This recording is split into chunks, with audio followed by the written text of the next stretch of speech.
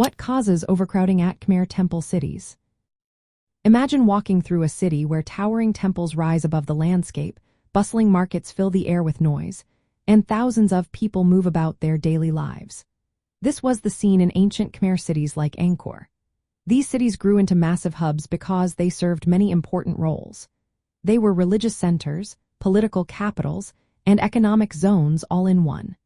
People flocked here because they wanted to be close to the temples, which were seen as gateways to the divine. The temples were also symbols of power for the rulers, drawing priests, officials, and artisans who needed to live nearby. Surrounding these grand structures were large rural communities. Farmers cultivated rice and other crops on the fertile land around the city. Archaeologists have found that these settlements stretched over hundreds of square kilometers, with many small temples and ponds supporting the local population.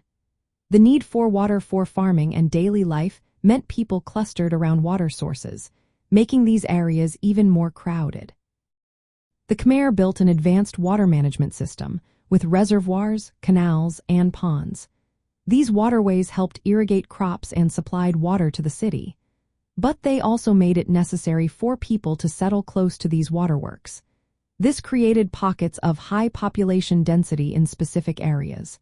As the city grew, it expanded outward, spreading over a large area.